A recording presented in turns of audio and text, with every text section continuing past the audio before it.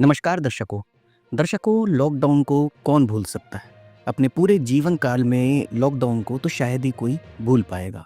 Lockdown का वह समय जब लोग अपने ही घर में कैद हो गए थे।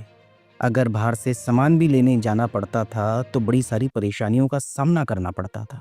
अब लोग घर में खाली बैठकर करे भी क्या, क्योंकि ना जॉब पे जाने की इजाज़त, ना इधर उधर जाने की इजाज़त। सभी उस समय को महसूस कर सकते होंगे। अब लोग करे तो करे क्या। लोग अपने मोबाइल में एंटरटेनमेंट से जुड़े रहे। कई लोग टीवी में बस रात दिन न्यूज़ सुनते रहे। इसी तरह कई ऐसे भी लोग थे जो एंटरटेनमेंट से लगातार जुड़े रहते थे। उनका टाइम पास उसी में होता था, क्योंकि वो करे भी क्या।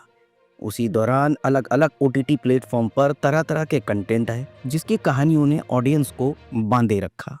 बॉलीवुड में पॉलिटिकल थ्रिलर वाली फिल्में बनाने वाले फिल्म मेकर प्रकाश झा इस दौरान अपनी डेब्यू वेब सीरीज आश्रम लेकर आए, जिसे ऑडियंस का काफ़ी प्यार मिला और इसे एक पॉपुलर वेब सीरीज की लिस्ट में शामिल कर दिया। लोगों ने पहली बार बॉबी देओल को भी एक अलग अवतार में देखा, जिसमें वो छा गए। साल 2020 में आई ये सीरीज के अभी तक 3 सीजन आ चुके हैं और सभी की सभी सुपरहिट रही।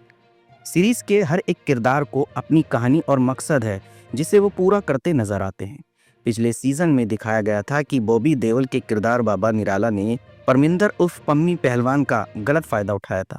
वो उसे अपने जाल में फंसाकर उसके साथ गलत काम करता है, जिसके बारे में पम्मी को पता चल जाता है।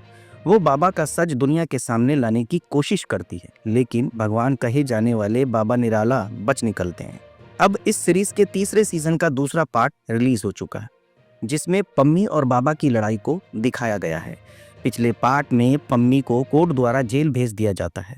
उस पर आरोप लगता है कि वो बाबा निराला पर झूठे आरोप लगा रही है और साथ ही उसने अपने भाई और पिता की हत्या भी की। उसके साथ जेल में बदसलूकी होती है। इसी बीच सदमे में उसकी माँ की भी मौत हो जाती है। पम्मी इस दौरान पूरी तरह टूट जाती है, लेकिन बाबा निराला खुलेआम बाहर घूम रहा है। वो पम्मी के पास जेल में पहुंचता है, जहां पम्मी उसके पाँव में गिर जाती है। वो उससे माफी मांगती है, जिससे बाबा का मोम जैसा दिल पिघल जाता है।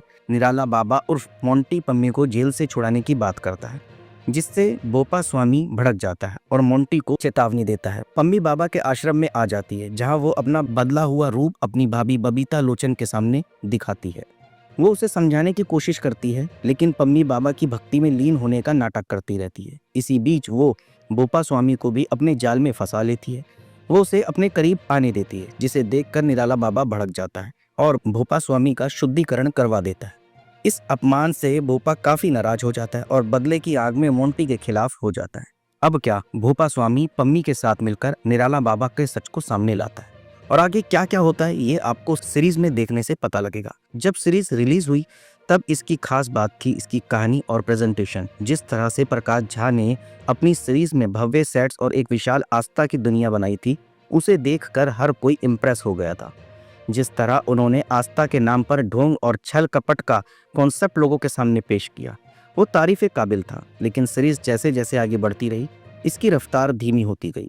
इसका स्क्रीन प्ले इतना स्लो हो गया कि लोगों को सीट से बांधकर रखने में प्रकाश झा नाकामयाब हो गए। लोग इसके 1 या 2 एपिसोड देखकर ही थकान महसूस करने लगे। पहले और दूसरे सीजन में जहां सिर्फ 3 महीने का फर्क था, वहीं इसके तीसरे सीजन के पहले और दूसरे पार्ट में करीब 3 साल का फर्क नजर आया, जिससे ऑडियंस रिलीज से अपना कंटेंट खो बैठी। हालांकि इस सीजन की शुरुआत में आपको एक लंबा रिकैप देखने को मिलता है, जिससे आपको पहले की कहानी का अंदाजा लग पाता है। इस पार्ट में कहानी आपको कुछ ज्यादा ऑफर नहीं करती। जब इसका ट्रेलर रिलीज हुआ था तभी अंदाजा लग गया था कि इस सीजन क्या होने वाला है।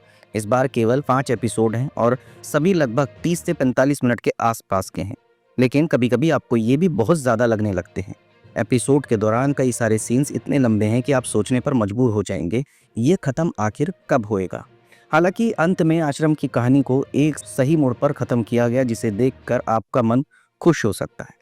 इस सीजन में भी मेन हीरो और बॉबी देओल का काम पिछले सीजन की तरह शानदार रहा। अगर उनके किरदार के अंदाज में कहा जाए तो पूरी श्रद्धा और निष्ठा के साथ बॉबी देओल ने अपने किरदार को निभाया।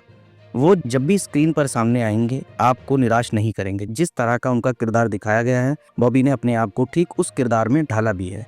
वो ऐसे नजर आए मानो अगर वो किसी को भी कुछ कहेंगे तो कोई उनकी बात को नहीं टालेगा, जिसके लिए हमें बॉबी देओल की काफी तारीफ करनी चाहिए। पम्मी के किरदार में अदिति पोहानकर ने काफी अच्छा काम किया है। उन्होंने बदले की आग में जल रही एक लड़की को इस सीजन इतना असरदार बनाया है, जिसे देखकर हर किसी का दिल दहल सकता है।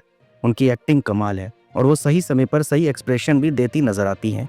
बोपा स्वामी के किरदार में एक्टर चंदन राय इस सीरीज में एक सरप्राइज बनकर सामने आए। उन्होंने अपना रोल इस तरह निभाया जिसे देखकर आप उनके टैलेंट की तारीफ करेंगे। वहीं एक्टर त्रिता चौधरी, एक्टर दर्शन कुमार, सचिन श्रॉफ को जितना भी स्क्रीन टाइम मिला है उन्होंने उसमें अच्छा परफॉर्मेंस किया है।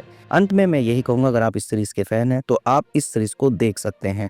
बॉबी देओल की एक्टिंग काबिले तारीफ है, प्रकाश झा का निर्देशन भी काबिले तारीफ है। आप इस सीरीज का पूरा लुत्फ उठा सकते हैं।